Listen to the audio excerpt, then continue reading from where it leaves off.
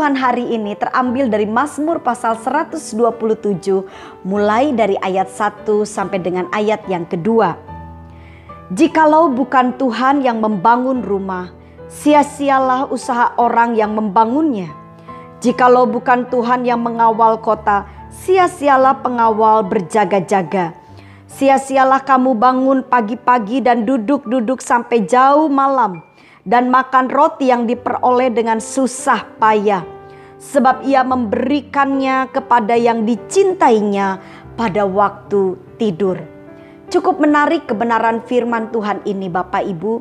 Beberapa hal yang saya perhatikan, Tuhan mau kita menyadari ketika Tuhan katakan sia-sia orang yang membangun kota, kalau bukan Tuhan yang membangunnya. Bapak Ibu, ini sebuah hal yang penting kita mengerti, bahwa segala hal yang terjadi di muka bumi ini semua ada campur tangan Tuhan. Jika Tuhan tidak memberikan kekuatan kepada setiap manusia yang sedang mengerjakan segala sesuatu, tidak memberikan hikmat, Tuhan tidak memberikan kesempatan untuk mereka bisa memikirkan hal-hal yang lebih dahsyat, maka tidak mungkin ada hal-hal yang lebih baik di muka bumi ini. Ketika firman ini berkata bahwa semua, kalau dikatakan Tuhan yang membangun, berarti Tuhan yang memberikan kepada manusia kekuatan. Ingat, kita diciptakan segambar dengan Tuhan. Sehingga pasti ada sesuatu yang ada di dalam hidup kita yang memang itu sudah Tuhan titiskan. Tuhan sudah taruh sehingga kita bisa menjadi pribadi-pribadi yang menghasilkan sesuatu yang luar biasa. Kita harus menyadari Bapak Ibu, sebagai umat manusia yang diciptakan oleh Tuhan, kita harus menyadari dengan sadar-sadarnya bahwa semua yang terjadi, yang kita bisa lakukan, itu ada campur tangan Tuhan. Kalau orang dunia suka bilang begini, ketika seseorang sukses, ya, ketika seseorang berhasil, kadang-kadang ada suatu celoteh yang suka bilang, jangan sampai kacang lupa kulitnya. Bapak Ibu, bagaimanapun juga, kalau Tuhan tidak memberi kita nafas, Tuhan tidak memberi kita satu kemampuan, tidak mungkin kita bisa berkarya. Firman ini sangat-sangat jelas bahwa ingin menyadarkan kita bahwa setiap manusia bisa melakukan sesuatu itu karena Tuhan. Sehingga itu sangat penting dan sangat layak seorang manusia harus selalu mengingat Sang Penciptanya. Lalu dikatakan sia-sia orang mengawal kota. Karena apa? Karena Tuhan sendiri yang memberikan perlindungan. Jadi Bapak Ibu, segala usaha yang kita kerjakan di muka bumi ini, kalau Tuhan tidak campur tangan, maka itu semuanya bisa menjadi sia-sia.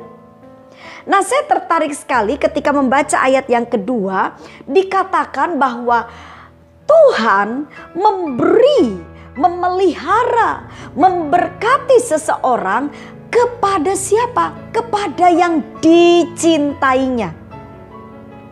Dan cukup jelas dikatakan diberi pada waktu dia tidur. Artinya apa? Bukan dengan usahanya juga, bukan dengan kekuatannya juga. Allah beri saat dia betul-betul tidak melakukan apa-apa. Allah berikan. Tapi bukan berarti wah kita males-malesan. Lalu kita berkata ya udah nanti biar aku tiduran terus. Apalagi saat-saat ini ya kita disuruh di rumah terus.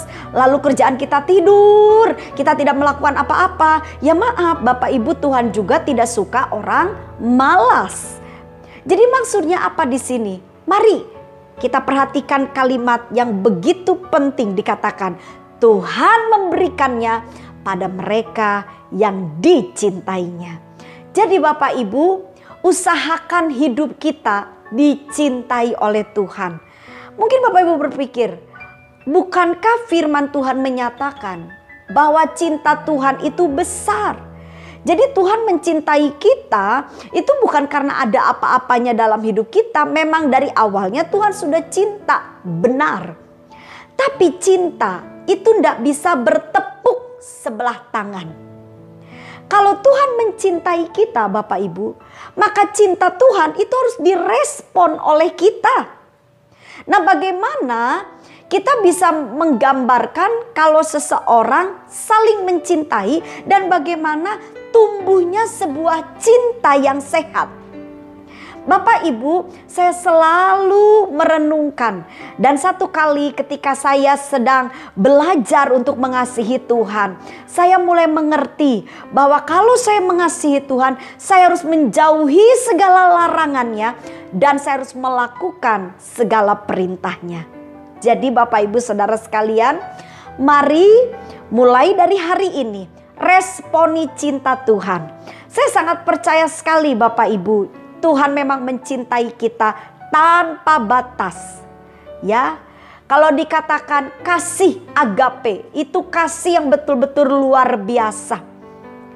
Tapi kalau Tuhan mencintai kita, kita tidak merespon dengan baik, maka sia-sialah cinta Tuhan.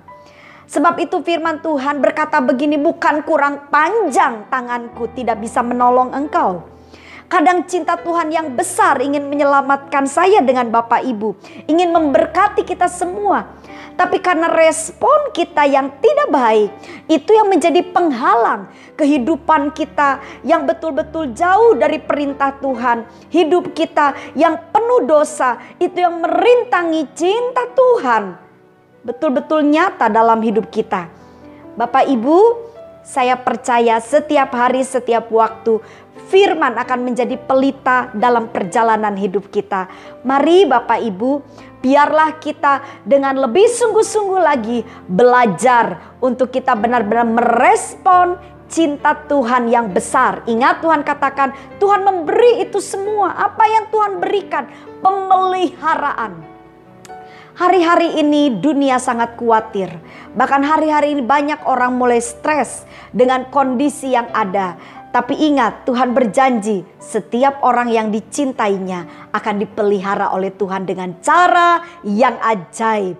Puji Tuhan. Bapak Ibu, tetaplah berjuang untuk merespon cinta Tuhan dengan benar.